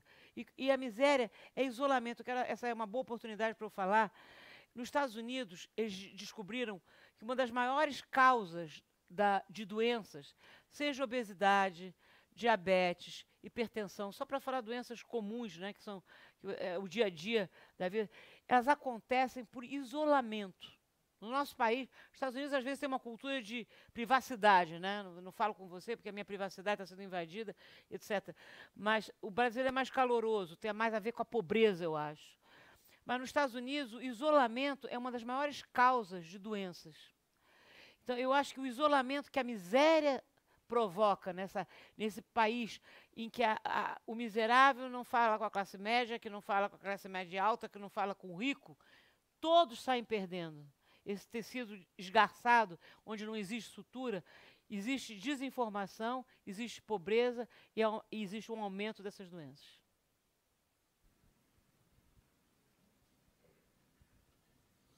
Uma pergunta que chegou pelo Facebook, do Eduardo Pupim Filho. Pergunta assim, doutora Vera, Nietzsche diz que não existe altruísmo para o outro. Em nossos dias, vejo demais essa prática, principalmente numa era em que quase todos temos acesso a redes sociais, onde isso passou a ser muito presente. Às vezes, até acabo pensando que isso seja uma verdade incondicional, mas vendo sua fala, imaginei a pessoa ideal a quem possa perguntar sobre isso. A senhora acha que se pode discordar seguramente desse pensamento de Nietzsche e crer que existe sim pessoas que, como a senhora, nos parece se doar para o próximo, ou isto é bem pouco visto em nossos dias? Primeiro, eu agradeço a frase, a confiança da pessoa que fez essa pergunta. E eu quero dizer que, para mim, altruísmo não é um conceito vago, é uma necessidade. Dalai Lama fala que, se ele fosse muito egoísta, ele ia ser altruísta. Porque a maneira de você ser feliz é você entrar no mundo do outro. Nós somos seres que nos construímos através das conexões. Existe um movimento na África, que talvez vocês conheçam, chamado Ubuntu. Eu sou porque tu és. A minha identidade, ela se dá na construção do outro. O altruísmo não é se doar para o outro. A pessoa mais beneficiada é a gente mesmo. Quando você ouve, você não precisa nem doar dinheiro, recurso financeiro, quando você ouve o outro, a sua dor se alivia. Você se reconhece no outro. Apesar de termos histórias de vidas diferentes, nós somos o outro. Eu acredito que nós somos totalmente interligados, né? Então, essa frase do Dalai Lama me impacta muito, talvez seria a minha resposta a ele. O altruísmo não é uma questão de ser bonzinho. E, aliás, eu vou dar uma resposta também voltada para a experiência. Tem voluntários que estão com 80 e tantos anos na organização, há 28 anos, e começam a aprender computador porque ficam com medo de ficarem defasados para fazer o plano de ação familiar. E eu pergunto, por que você está aqui há tanto tempo? A resposta que eu recebo é assim, eu recebi muito mais do que eu doei. O que o voluntário recebe? Ele não recebe dinheiro. Sabe o que o voluntário recebe? Ouvindo uma história de uma mãe com filho com anemia falciforme, que vende croquete à noite no metrô de Botafogo e acorda às 5 horas da manhã, o voluntário para de reclamar que o cabelo está ficando branco. Ele muda valores e ele muda o valor da própria família. Existe uma vez eu estava descendo a ladeira da organização e as pessoas não me conheciam, porque podia ser da Escola de Artes Visuais também. E eu perguntei, você gosta dessa organização aí que você passou? Ah, eu gosto muito. O que você gosta mais? Eu pensei que ela fosse dizer medicamento, curso profissionalizante. Para minha surpresa, ela disse o seguinte, o que eu gosto mais é que eu tenho um filho viciado em drogas. E quando eu fui falar isso com a voluntária, ela disse que o filho dela também era. E nós choramos juntas e trocamos experiências juntos. Você imagina o bem-estar que esse altruísmo, entre aspas, da voluntária acontece quando ela se conecta profundamente com a outra pessoa. E eu quero falar, aproveitando a conexão e a pergunta, eu deixei de falar algo importantíssimo para vocês que eu não posso deixar de falar. Porque os conselheiros da organização, eles perguntavam assim, quão sustentável essa instituição é? Será que depois de 2 anos da alta, a família volta para a miséria? E eu ficava muito preocupada. Eu falei, meu Deus, depois de 28 anos, se a gente souber que a gente está enxugando gelo, vai ser um desastre internacional. E o Marquinhos, que era o motorista que visita as famílias, ele disse, doutora Vera, calma. As famílias estão melhores que a senhora está muito angustiada. Porque eu visito as famílias estão gerando renda, empregando, elas estão microempresárias, né, de uma forma simples, né, nas famílias. Eu disse, mas Marquinhos, eu não posso chegar e dizer que o motorista que visita para o conselho está dizendo que as famílias estão melhores, eu tenho que provar. Eu não consegui fazer post com a academia no Brasil. Nada contra, mas existe dicotomias, né? Existem vários mundos, as empresas que não se falam no nosso país. O governo, a empresa, as organizações, a academia. Mas Georgetown University fez uma pesquisa que levou 3 anos. Ele escolheu, de uma forma de random, né, aleatoriamente, famílias que tinham tido alta de 3 a 5 anos do Saúde Criança. E fez um grupo controle com o Hospital Jesus. E eu pensei, meu Deus, o que vai acontecer? E fizeram a mesma pergunta que fazíamos no início, quando a família entrava, e 3, 5 anos pós-alta. Os resultados foram os seguintes.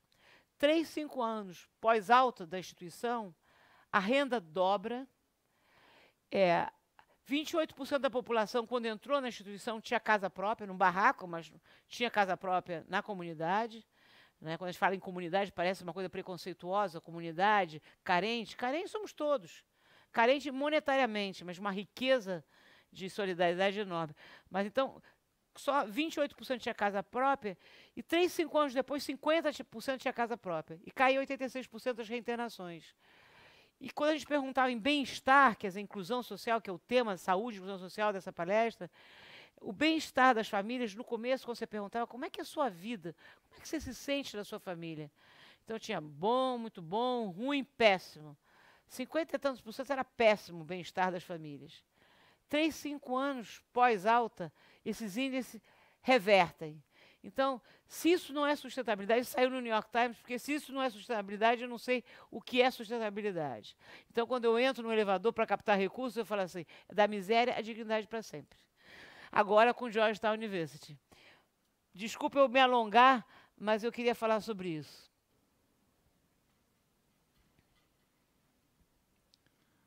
Mais uma pergunta da internet.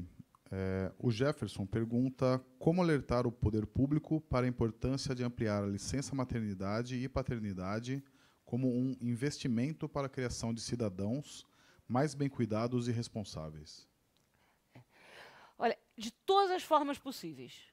Primeiro, cada um de nós aqui, quem está presente, quem está assistindo, ter consciência que o maior valor que existe, apesar da gente, como diz Caetano, de perto ninguém é normal, né? Apesar da gente parecer um pouco estranho, não é o planeta que vai acabar, é a espécie humana que vai acabar com a mudança climática, se nós não mudarmos.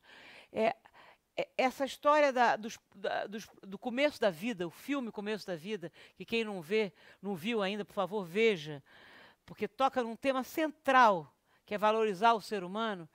Esse filme tem que ser espalhado, tem que ser visto cada vez mais. Porque mostra com imagens, que é muito mais forte do que qualquer palavra, a força dos primeiros 1000 dias. Então, tem que haver um lobby dentro do Congresso, e já existe. Visitaram a instituição mais de 6 congressistas focados na primeira infância. Então, existe no Congresso Nacional, hoje em dia, podem ficar tranquilos, alguns parlamentares completamente voltados. Existe um ministro que faz da sua vida a primeira infância. Então, já isso é uma instância do atual governo. O segundo é cada um de nós, é o boca a boca. Aprendi com David Bornstein que a maior forma de propagar algo é o boca a boca. Porque as histórias... Por que a gente é fascinado por história? Eu comecei minha palestra falando da Isabel Allende, né? Nada mais verdadeiro do que a história. Porque as histórias são únicas. A história de cada um de vocês são únicas. Então, se a gente faz um boca a boca e inverte os valores, quer dizer, você sabe que isso é uma questão de... Nós vivemos numa sociedade materialista, consumista, todos os istas que você pode imaginar, nós estamos acabando com o planeta, né?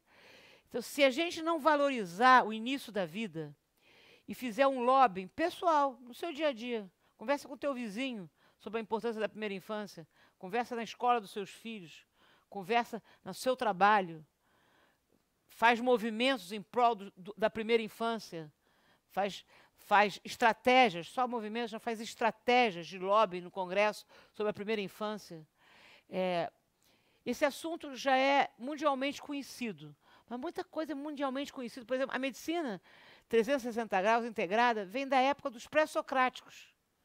Mas a medicina até hoje, a medicina tradicional, não leva em consideração os condicionantes sociais do adoecer.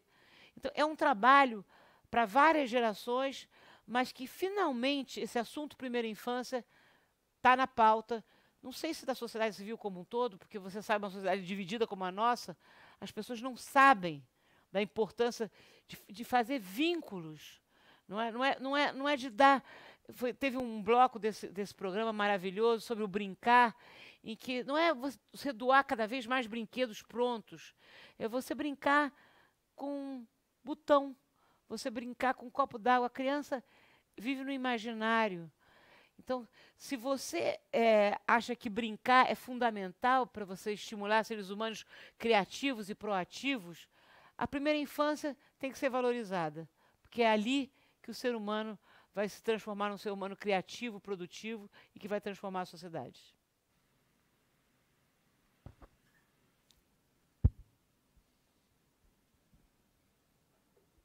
A Nailda Souza, pelo Facebook, mandou a seguinte pergunta.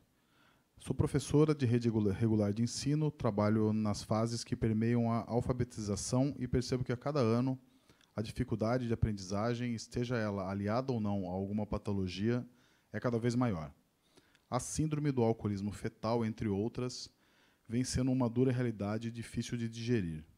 Porém, o mais difícil, na minha opinião, é lidar com tais realidades no que diz respeito às famílias. E a pergunta é como trabalhar a aceitação das famílias no diagnóstico de uma criança. A gente pensa muito claramente que eu tenho certeza que o plano de ação familiar, que não dá para entrar em detalhes com vocês, talvez vocês entrando no nosso site www.saudecriança.org.br, vai mudar o nome pela terceira vez.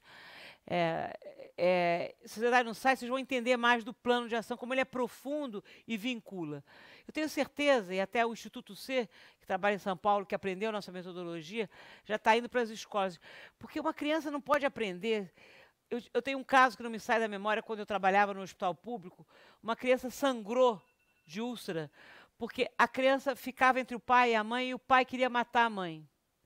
Então, em famílias disfuncionais, e vocês podem imaginar quantas famílias disfuncionais tem nesse país, não só porque elas têm um problema, seja delas, né? O Yunus fala, o pobre é pobre porque vive num bonsai. Faz um bonsai crescer, virar uma árvore, um carvalho grande. Essas famílias vivem em bonsais, onde há todo tipo de disfuncionalidade. Quer dizer, famílias onde existe violência doméstica. Como é que você quer que essa criança, no dia seguinte, aprenda matemática, se alfabetize, ela renda na escola? O mundo da escola ainda amigos meus educadores falam que a medicina mudou muito, né, em muitos aspectos, mas o mundo da educação fala que continua muito parecido. O mundo interior da criança não é levado em conta. Você enche a criança de informação porque ela tem que passar no vestibular, porque ela tem que ganhar muito recurso, porque ela tem que ganhar muito dinheiro, porque ela tem que passar para Harvard, porque ela tem que... Mas, na verdade, nenhuma criança pode dizer que ela está sentindo medo para a professora. Poucas crianças meditam na escola. Enquanto essa realidade não for mudada, a criança não aprende. Enquanto as escolas não fizerem o plano de ação familiar, essas crianças vão ser disfuncionais, porque a criança e a família é uma unidade só.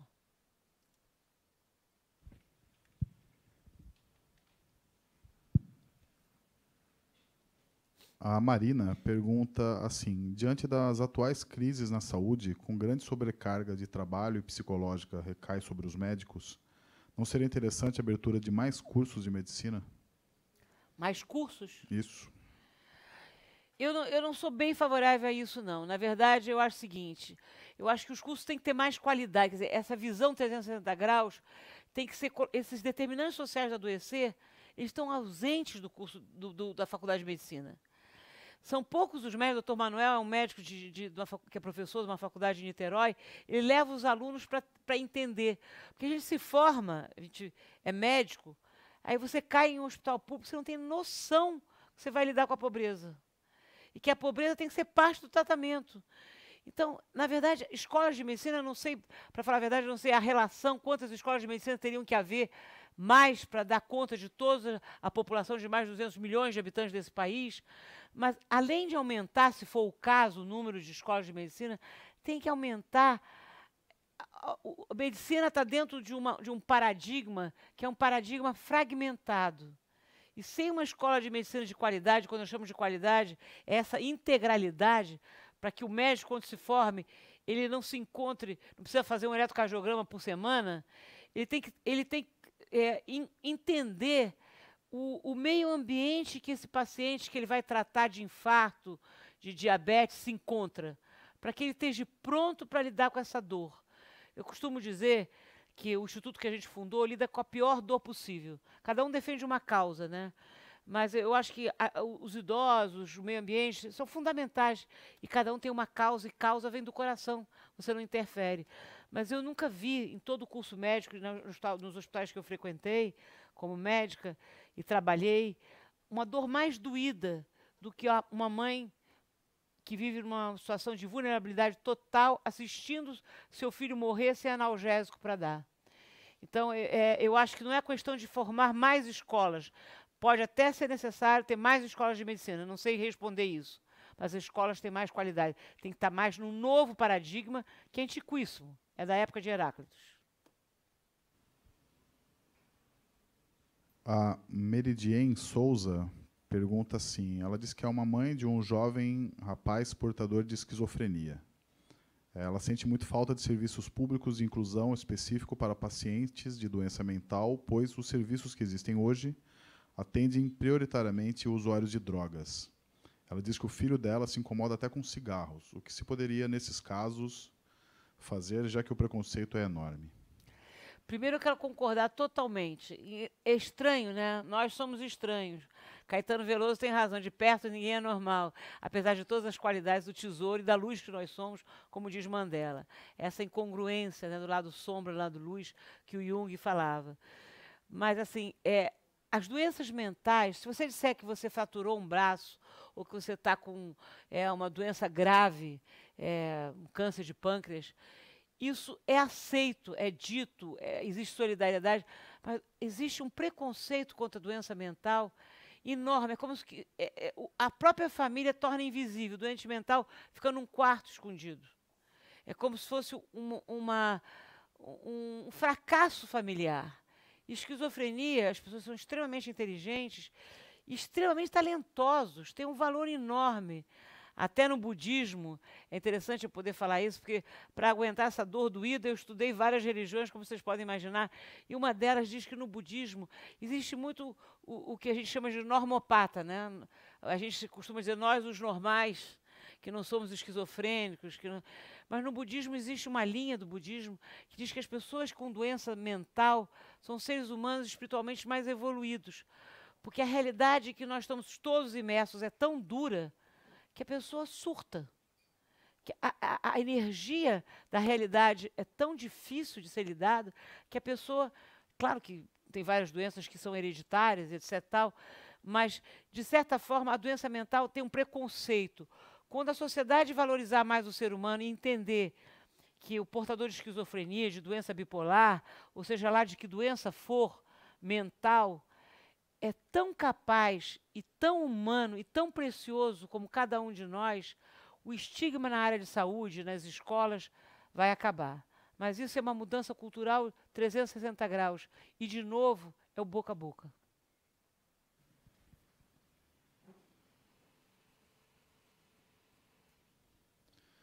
A Carolina pergunta se existe subnotificação de transtornos mentais no atendimento a famílias mais pobres ou uma hipernotificação em crianças ricas. Deixa eu entender bem. Se existe uma subnotificação dos pacientes com doença mental, e qual é a segunda parte? Não, é uma subnotificação de transtornos mentais no atendimento às famílias mais pobres ou uma hipernotificação nas famílias mais ricas. Eu acho que eu concordo com ela. Existe uma subnotificação nas famílias mais pobres. Pode ser que eu esteja errado, mas a primeira reação a essa pergunta é que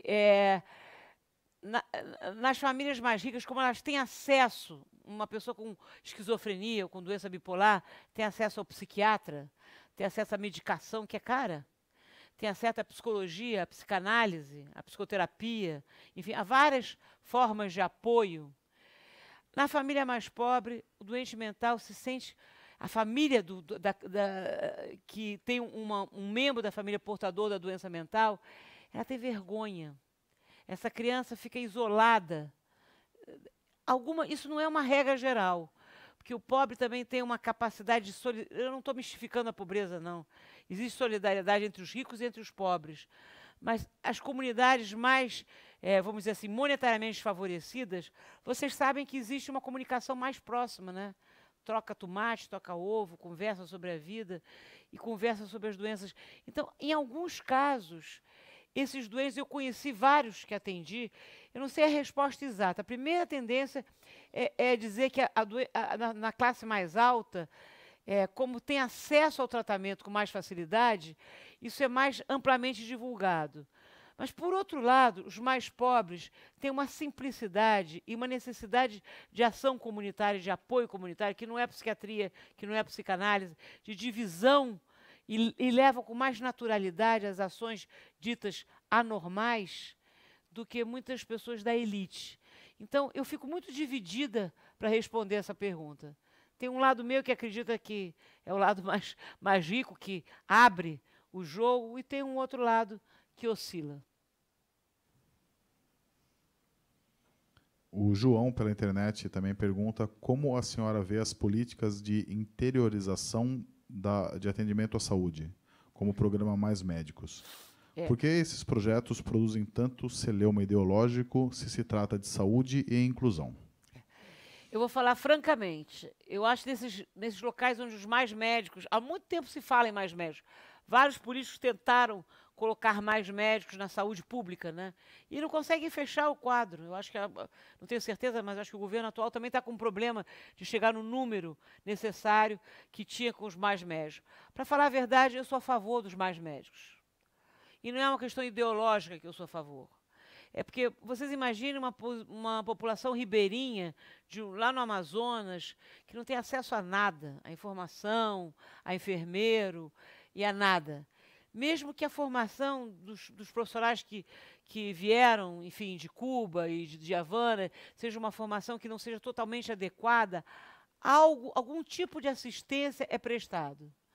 Então, na verdade, eu acho que o mais médicos não é a solução.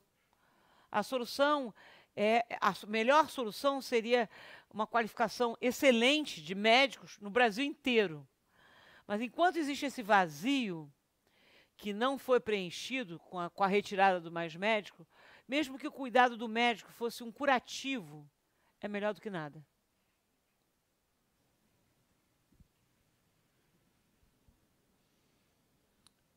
A Jennifer Araújo, pelo Facebook, fez a seguinte pergunta: qual seria a estratégia a ser adotada para, diante do cenário político atual no país, onde as ONGs estão sendo vitimizadas, a sociedade civil tem acesso à informação do real benefício dessas organizações para que essas organizações cresçam? Uma pergunta maravilhosa, tudo que eu queria. Primeiro, é um programa com vários cafés filosóficos. Temos que disseminar café filosófico Brasil afora. Porque é uma maneira que você tem de contar a história, de você falar de realidades que não têm visibilidade no mundo real.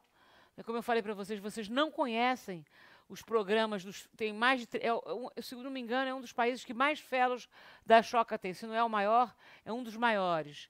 E fellow da Choca, para você virar fellow da Choca, é uma loucura. É mais fácil parir um filho, porque é um processo dificílimo.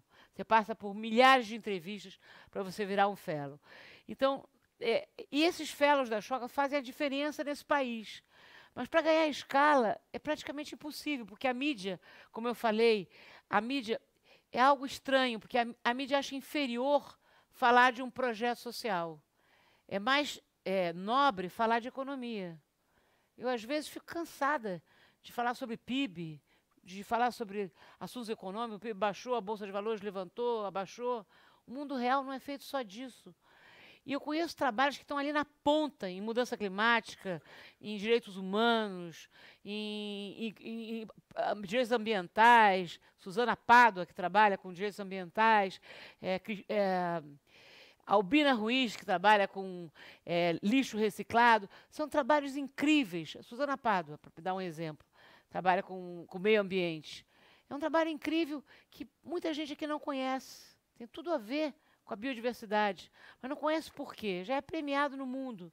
Não conhece porque a mídia não dá visibilidade, porque os programas de TV que dão visibilidade a esse tipo de programas são chamados programas chatos.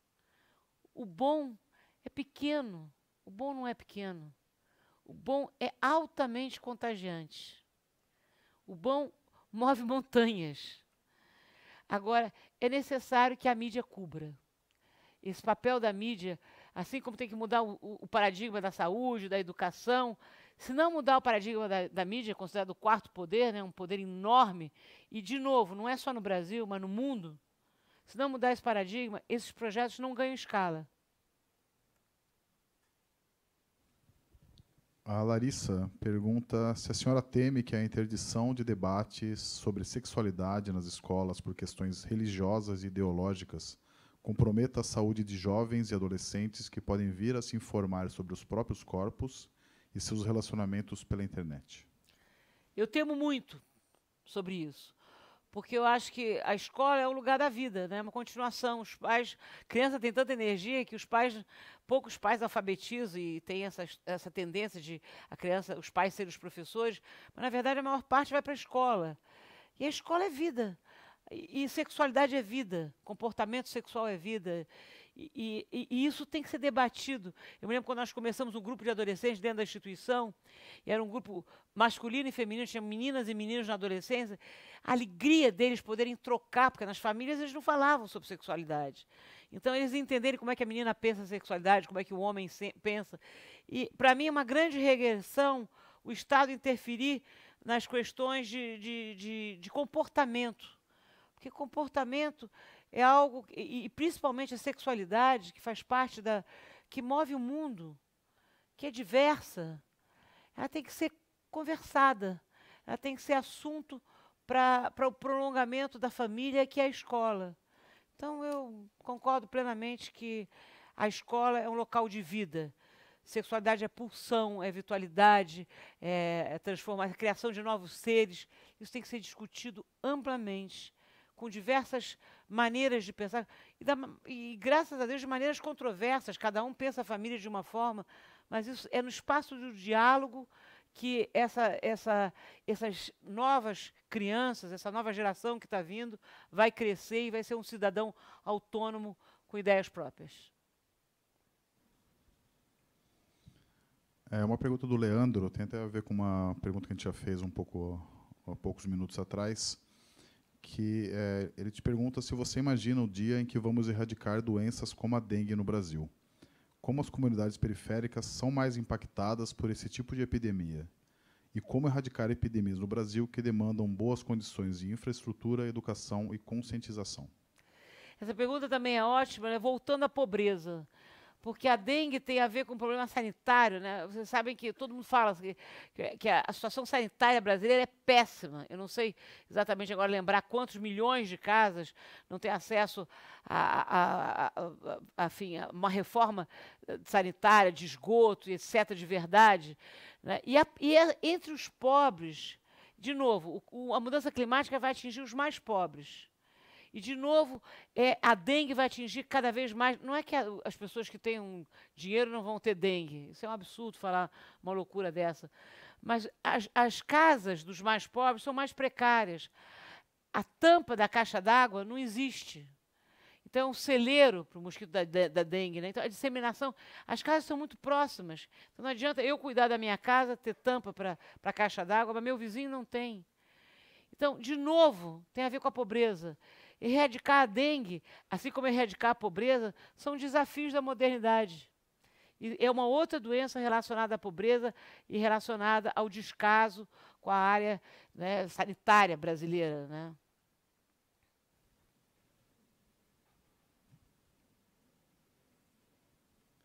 A Cláudia pergunta quem você cita como jornalistas de referência hoje no país na área de saúde.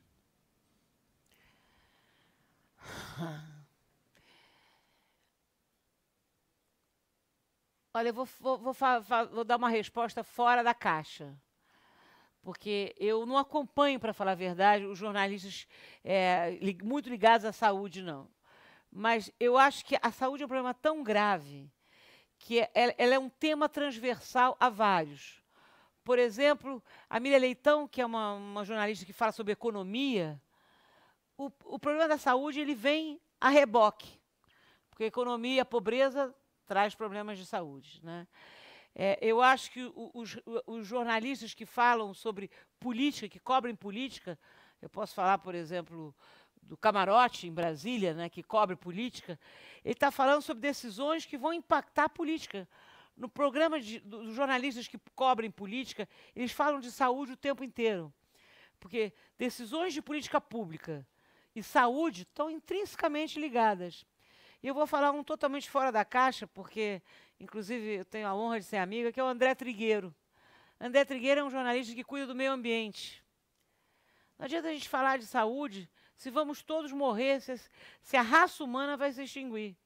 Né? O Obama tem uma frase que a nossa geração, a primeira geração, eu não sei de que geração estou falando, porque tem várias gerações aqui, mas, na verdade, a nossa geração está se deparando pela primeira vez com um problema comum, com a extinção da espécie. É a primeira vez que várias gerações estão se deparando com a extinção da espécie humana.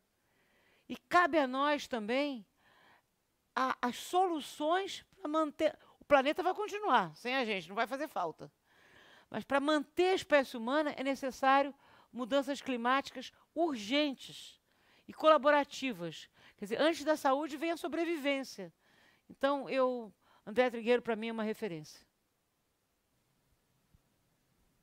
Lígia Bahia também. Vera, infelizmente a gente está sem tempo para mais perguntas, porém, a gente quer repassar a palavra para você, caso queira fazer um encerramento sobre o tema de hoje, a saúde e inclusão social, dar um encerramento para a noite de hoje. Olha, eu estou profundamente grata. Para falar a verdade, eu estava com um certo... Apesar de ter dado várias palestras, mundo afora, fazer palestras, eu fiz 54 palestras em 16 países, 100 e tantas no Brasil. Mas o café filosófico é tudo que eu gosto, porque eu gosto desse questionamento saúde e existência, saúde e filosofia. Então, estar aqui ao vivo com vocês, com cada um de vocês, meus amigos eternos, Mari e Letícia, e com cada um de vocês, e poder ouvir essa qualidade de perguntas, para mim foi um presente. Eu agradeço profundamente a quem viabiliza, o Instituto Alana, a todos vocês, a Marta, a Gabriela e a cada um de vocês que viabiliza esse programa. Muito obrigada.